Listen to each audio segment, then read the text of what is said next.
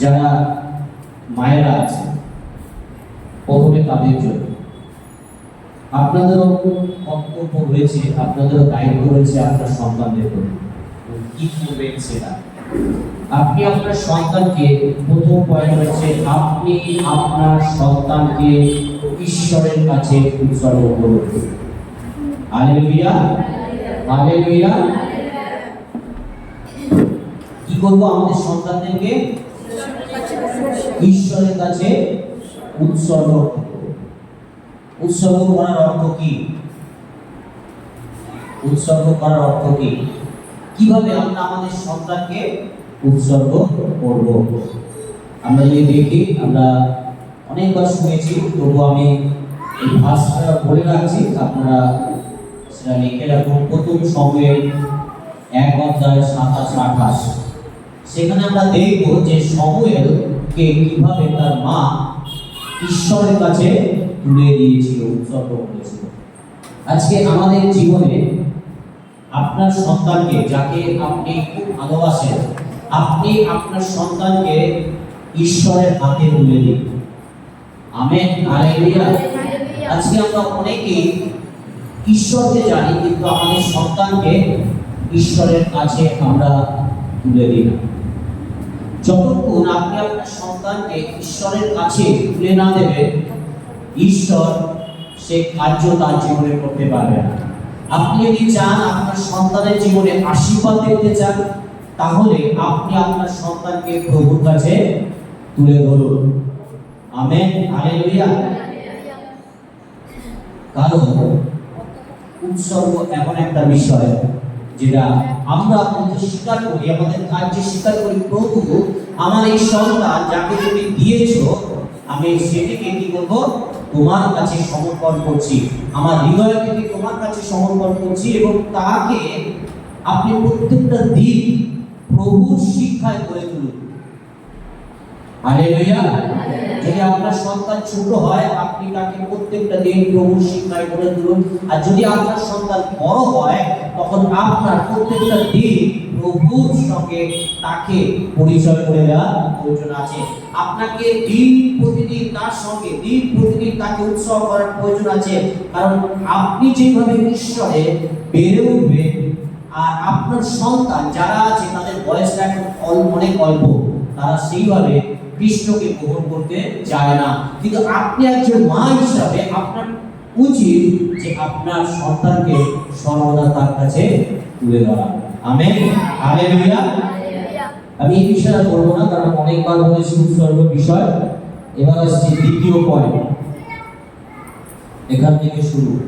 আপনি আপনার সন্তানকে প্রভু যিশুর সাথে ও তার বাক্যের সাথে পরিচয় করিয়ে দিন। Hallelujah, hallelujah. কার সাথে পরিচয় করিয়ে দেবেন? প্রভু যিশুর সাথে এবং তার বাক্যের সাথে পরিচয় করিয়ে দিন। আপনি একজন মা, আপনি পারেন আপনার সন্তানকে প্রভু যিশুর সাথে এবং তার বাক্যের সাথে প্রত্যেকটা দিন পরিচয় করিয়ে দেওয়া।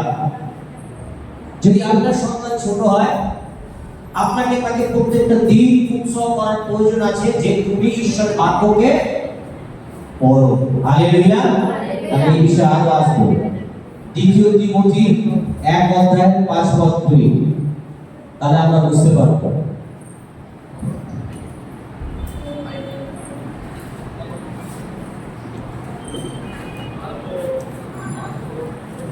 কেউ খুলে পড়ি না, আমি ভার্স বলবো, খুব ইম্পর্টেন্ট আজকের বিষয়। আপনি দ্বিতীয় তিমোথী 1:5 পেয়েছো? তোমার অন্তরস্থ অকল্পিত বিশ্বাসের কথা স্মরণ করিতেছি, যাহা অগ্রে তোমার মাতামহী লইব ও তোমার মাতা উনিকির অন্তরে বাস করিত, এবং আমার নিশ্চয় বোধ হয় তোমার অন্তরেও বাস করিতেছে। Amen, hallelujah, hallelujah. কি বলছে পৌল এখানে? তিমোথীকে বলছে আমি জানি তোমার বিশ্বাস আছে। হালেলুয়া। কারণ তোমার দিদিমার মধ্যে যে বিশ্বাস ছিল, তোমার মায়ের মধ্যেও সেই বিশ্বাস আছে, আর তোমার মধ্যেও সেই একই বিশ্বাস যেন থাকে। হালেলুয়া। হালেলুয়া। তার মানে কি? কেন পৌল তিমোথীকে এই কথা লিখছে? ভালো করে বুঝুন। আজকে আপনাদেরকে যারা মায়েরা আছে, ঈশ্বর আপনাদের সাথে কথা বলবে, কারণ আপনার জীবনে আপনি আপনার সন্তানের সাথে অ্যাটাচ হয়েছে। হালেলুয়া। আপনার সন্তান যদি বিপাকে যায়, আপনার প্রত্যেকটা দিন বুকে কষ্ট হবে। আপনি না আরাধনা করতে পারবেন, না প্রশংসা করতে পারবেন, না ঈশ্বরের সাথে আপনি একটা ভালো সম্পর্ক কাটাতে পারবেন। আমি গ্যারান্টি দিয়ে বলতে পারি, যখন আপনার পরিবার, তাই জন্য প্রভু যিশু বলছে পরিবার খুব ইম্পর্টেন্ট। ঈশ্বরের রাজ্য, ঈশ্বর, তারপরে হচ্ছে পরিবার খুব ইম্পর্টেন্ট আমাদের জীবনে। আমরা সবসময় মনে রাখবো যে এর জন্যই আপনার সন্তানকে আপনি সঠিক আদর্শে গড়ে তুলতে পারেন। না হলে আপনার দিন প্রতিদিন আপনারা তো বেঁচে থাকবেন পৃথিবীতে, কিন্তু আপনার কাছে একটা বড় দুঃখার্ত জীবন যাবে, অনেক কষ্টের মধ্যে দিয়ে যাবে আপনার জীবন। কারণ সন্তান আমাদের শরীরে সেই ফল, আর যদি সন্তান বিগড়ে যায় তাহলে আপনি খ্রিস্টেতে সঠিক থাকতে পারবেন না, আপনার মাইন্ড সঠিক থাকবে না, আপনি আরাধনা করতে পারবেন না, আপনি প্রশংসা করতে পারবেন না, আপনি বাইবেল পড়তে পারবেন না, আপনি প্রার্থনা করতে পারবেন না, আপনার সাথে ঈশ্বরের সম্পর্ক দিন প্রতিদিন দূরে যাবে। কারণ আমরা কি মানুষ, আমাদের শরীরের যে ফল আছে, আমাদের যে সন্তানরা আছে, তাদেরকে আমরা অনেক ভালোবাসি। একজন মা হিসাবে তার সন্তানকে অনেক অনেক ভালোবাসি, আসলে উচিত। কারণ পৃথিবীতে বাবাদের দায়িত্ব অবশ্যই রয়েছে, কিন্তু একজন মায়ের ভূমিকা তার সন্তানের প্রতি অনেক অনেক অনেক। আপনি অনেক কিছু স্টাডি করে দেখবেন, সে হতে পারে আপনার সন্তান ছোট হতে পারে, আপনার সন্তান বড় হতে পারে, আপনি হচ্ছে একজন আদর্শ খ্রিস্টীয় মা হতে পারে। যখন আপনি প্রার্থনা করতে বসবেন, প্রত্যেকটা দিন প্রার্থনা করতে বসবেন, আপনার ছোট্ট সন্তানরা আপনাকে দেখবে, আপনাকে বলতে হবে না, এই জন্য আপনি একজন বড় আদর্শ হতে পারেন। তাই আপনাকে প্রত্যেকটা দিন সেই আধ্যাত্মিক বিষয়টাকে পরিবারের মধ্যে রাখতে হবে। Amen, hallelujah. আপনার সন্তান দেখবে যে আমার মা সকালবেলা উঠে সবার আগে ফোন না দেখে আমার মা প্রার্থনা করতে বসেছে। হালেলুয়া। আমার মা ঈশ্বরের বাক্য পড়ছে, আর সন্তান সেটা ফলো করবে। আপনারা তো ভাবছেন যে আমার সন্তান হয়তো ছোট, আমাকে ফলো করছে না, কিন্তু আপনাকে আমি বলতে পারি সন্তানটা যতই ছোট হোক বা বড় হোক, তার পিতা মাতাকে সর্বদা ফলো করে যে সে কিভাবে তার জীবনটাকে কাটাচ্ছে। হালেলুয়া। সে আধ্যাত্মিক বিষয় হোক, জাগতিক বিষয় হোক, দুটোই ফলো করে। আপনি যখন প্রত্যেকটা দিন আপনি বাইবেল পড়ে, সে ফলো করে। আপনি প্রত্যেকদিন তাকে শেখাতে পারে, যখন আপনি খাদ্য খেতে বসেন তাকে শেখাতে পারে যে না, তুমি সবার আগে প্রার্থনা করো। আপনি একজন মা, আপনার কর্তব্য আপনার বাচ্চাকে খ্রিস্টের সাথে পরিচয় করিয়ে দেন। আজকে বহু খ্রিস্ট পিতামাতা আছে যারা নিজেরাই প্রভুকে সময় দেয় না, নিজেরাই প্রার্থনা করতে বসে না, নিজেরাই বাক্য করতে বসে না। কি করে আরেকটি ছোট সন্তান সে নিজে আরাধনা করবে, নিজে প্রশংসা করবে, নিজে প্রার্থনা করবে? কারণ সেই পরিবেশ সে বাড়িতে দেখতে পারে না, তার মায়ের জীবনে দেখতে পারে। কারণ একজন পিতা সর্বদা তার বাচ্চার সাথে অ্যাটাচ থাকে না, কিন্তু একজন মা দিনের 24 ঘন্টায় বাচ্চার সাথে অ্যাটাচ থাকে, আর বাচ্চা তার মাকে দেখে। আপনি চরিত্র দিক থেকে আপনি একটা বড় আদর্শ। আপনার কথাবার্তা, আপনার ব্যবহার, সমস্ত কিছু আপনার সন্তানরা আপনাকে ফলো করে। আপনি যেই রূপ তৈরি হবেন, আপনার সন্তান সেই রূপ তৈরি হবে, তার নেক্সট জেনারেশন সেই তৈরি হবে। তাই আমাদের প্রয়োজন আছে যে প্রত্যেকটা দিন তাদের প্রভু যিশুর সাথে পরিচয় করে দেওয়া। আপনাকে প্রত্যেকটা সময় তাদেরকে উৎসাহ করার প্রয়োজন আছে যে তুমি এই বাক্য অধ্যয়ন করো। Amen, hallelujah. আপনি জানি না যে কতজন এখানে মা আছে যে আপনার সন্তান হয়তো বড় হয়ে গেছে, আপনি প্রত্যেকটা দিন তাকে বলছেন যে বাবা বা মা, তুমি কি আজকে বাক্য পড়েছো? তুমি কতটা বাক্য পড়েছো? আর যদি নাও করে তাহলে আপনাকে প্রত্যেকটা দিন তার সামনে বাইবেলটাকে এগিয়ে দেওয়া প্রয়োজন আছে। এটা হচ্ছে তোমার সেই আত্মিক খাদ্য, এটাই তোমাকে পৃথিবীতে একমাত্র সঠিক পথ দেখাবে। এটা তোমাকে প্রত্যেকটা দিন অধ্যয়ন করতে হবে। Hallelujah, hallelujah. তাহলে আপনি হচ্ছেন প্রকৃত সেই খ্রিস্টীয় মা, যে প্রভু যিশুর সাথে আপনি প্রত্যেকটা দিন পরিচয় করিয়ে দিচ্ছেন। আগামী দিন আপনার সন্তানদেরকে নিয়ে আপনাকে চিন্তা করতে হবে। হালেলুয়া, পরিচয় করিয়ে দিন, ঈশ্বরের বাক্যের সাথে পরিচয় করিয়ে দিন, তাদেরকে উৎসব করুন। Amen, hallelujah. তারপরে আপনি আপনার সন্তানের জন্য প্রতিনিয়ত প্রার্থনা করবেন। Amen, hallelujah. কতজন আমাদের সন্তানদের জন্য আমরা প্রার্থনা করি? একজন, দুজন, সবাই। কিরকম প্রার্থনা করি? আমি কি বললাম? আপনি আপনার সন্তানের জন্য কি করবেন? প্রতিনিয়ত, মানে প্রত্যেকটা দিন আপনার সন্তানকে ঈশ্বরের চরণ করে রাখবেন। আমি আজকে কিছু প্রার্থনা শেখাবো, সেই প্রার্থনার মধ্যে দিয়ে আপনি আপনার সন্তানকে প্রত্যেকটা দিন রাখবেন।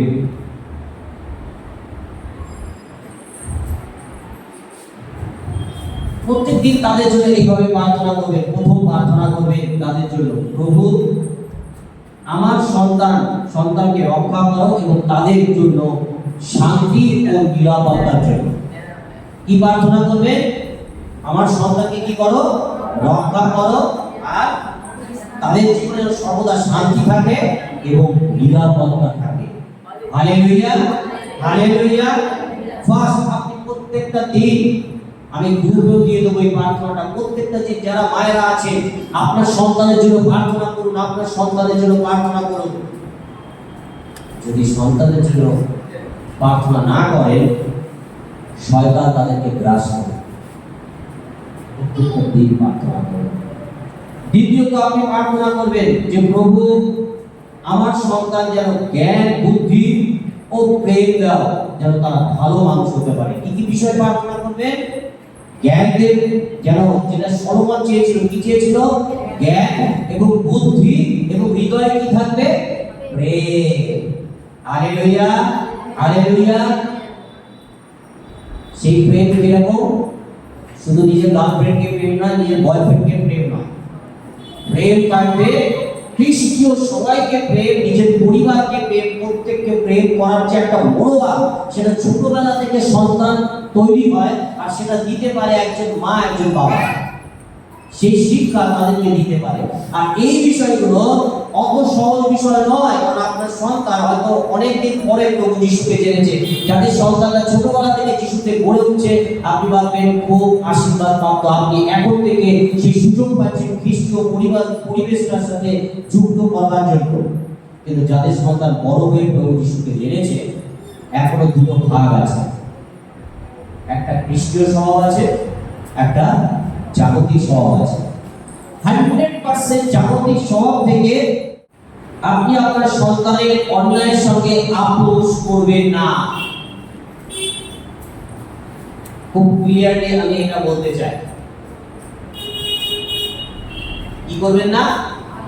অন্যায়ের সাথে আপোষ করবেন না। আজকে ম্যাক্সিমাম পিতামাতারা আপোষ করে নেয়। যদি আপনি আপোষ করেছেন, তাহলে আগামী দিন ফল ভালো হবে না। আর বিচার করতে গেলে বিপরীত 14 দেখে তাহলে দেখতে পাবেন।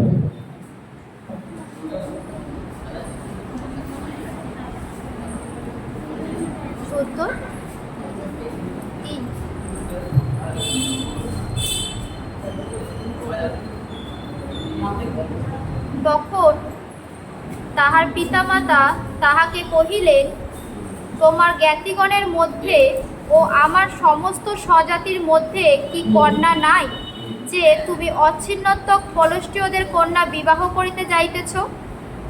শিমশন পিতাকে কহিলেন, তুমি আমার জন্য তাহাকেই আনাও, কেননা আমার দৃষ্টিতে সে মনোহরা। কি বলেছে? শিমশনের ঘটনা পড়ে নেবে, খুব প্যাথেটিক ঘটনা। সিমসনকে ঈশ্বর অনেক শক্তি দিয়েছিল, কিন্তু একটি পরজাতি মেয়ের জন্য তার জীবন শেষ হয়ে গেছে। আমাদেরকে এই বিষয়ে সবসময় জন্য সচেতন থাকতে হবে। এখানে একটা বাইবেল ভার্স থেকে আপনাকে বললাম, সেখানে সে বিয়ে করবে আর সে পরজাতির মেয়েকে চুজ করেছে। তখন তার মা বাবা বলছে যে আমাদের জ্ঞাতি অর্থাৎ যারা ঈশ্বরকে জানে, ইসরায়েলের মধ্যে কি কোনো মেয়ে নেই, তোমার কি তাকে চুজ হচ্ছে না? সে বলল না, আমার সেই মেয়েকেই চাই। তারপরে ঘটনা তার জীবনে এই পরজাতির মেয়ের পিছনে ঘুরতে ঘুরতে তার লাইফ শেষ হয়ে গেছে। এটা বলার অর্থ হচ্ছে, শুধু এটা একটা আমি উদাহরণ দিয়ে বললাম আপনাকে, প্রত্যেকটা বললাম যে প্রত্যেকটা পিতামাতাকে তার সন্তানের গতিবিধিকে ফলো রাখা প্রয়োজন আছে। Hallelujah, hallelujah. যখনই সে কোনো অন্যায় পা দিচ্ছে, সেই সময় আপনি ভালো হয়ে উঠে দাঁড়ান। সেই সময় হয়তো আপনার সাথে খারাপ ব্যবহার করবে, আপনার সাথে তো দুটো কটু কথা বলবে, কিন্তু সেই দিন আসবে যে বলবে আমার মা আমার বাবা আমাকে বাঁচিয়েছে। Hallelujah, hallelujah.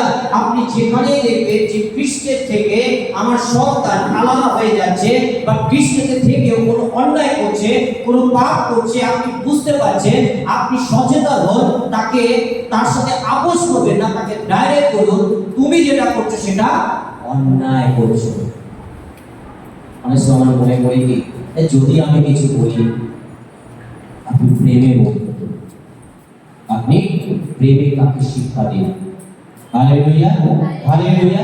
যখন প্রেমে তাকে শিক্ষা দেবেন, তখন সে খ্রিস্টে বাধ্য থাকবে। প্রতি মুহূর্তে যখন তাকে আপনি চেতনা দেবেন, সে তার পাপ থেকে, অন্যায় থেকে ফিরে আসে। Hallelujah, hallelujah. তাই জন্য আপনি আপনার সন্তানদের সঙ্গে কখনো অন্যায় আপোষ করবেন না। ছোটবেলা থেকে যেটা অন্যায় সেটা অন্যায়, তাকে শেখাতে হবে, তাকে শেখাতে হবে। যদি আমরা না শেখাই, তাহলে সেটা সে জানবে না কোনটা অন্যায় কোনটা সঠিক। Hallelujah, hallelujah. তারপরে এইবার মা বাবার প্রতি সন্তানের কর্তব্য। এখানে সন্তান খুব কম আছে, তো যে কজনই আছে ভালো করে আমরা জানি, বা যারা বয়স্ক হয়ে গেছে তাদের মা বাবা এখনো বেঁচে আছে। Amen, hallelujah. কি বলছে যে মা বাবার শিক্ষাকে শোনা প্রয়োজন আছে। একজন সন্তানের মা বাবা যে শিক্ষাটা দেয় সেটা শোনার প্রয়োজন রয়েছে। হিতোপদেশ 1:8 আর 9 বলছে, হিতোপদেশ 1:8-9।